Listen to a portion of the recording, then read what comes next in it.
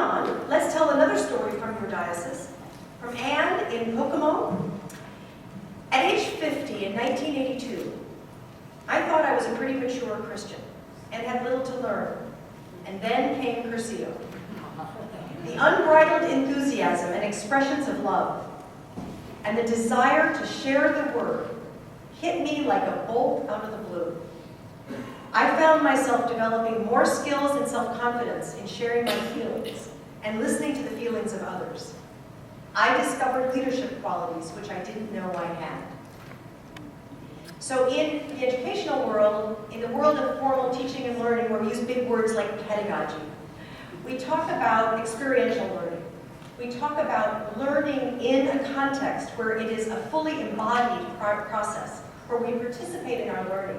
There are structured moments of lecture, perhaps, but there's also the engaged message that we learn non-verbally because of how people treat us. When I asked you to move your chairs at the very beginning, or have the option to move your chairs, that was the teacher in me saying, if they're not comfortable, they're going to have a really hard time enjoying the day.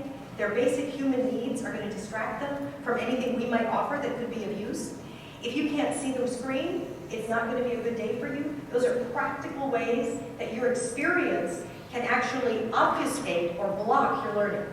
So this is a wonderful example that for some person, and many of us, an experience of summer camp, an experience of Curcio, a weekend renewal movement, an actual living the story of the 3 days of the Triduum, the 3 days of what we call the end of the Holy Week, the process from Maundy Thursday to the resurrection of Jesus on Easter Sunday.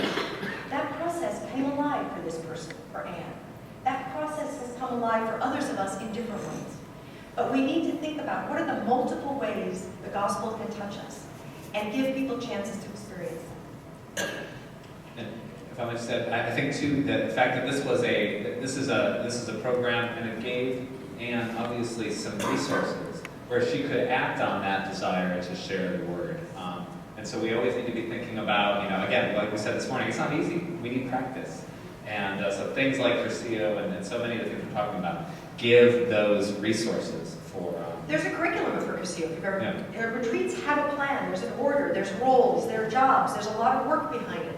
It's not a just sort of throw it up in the air and let's try whatever happens. For some, that's too structured. For some, it's manipulative. Some people don't find that experience helpful. Others find it transformative.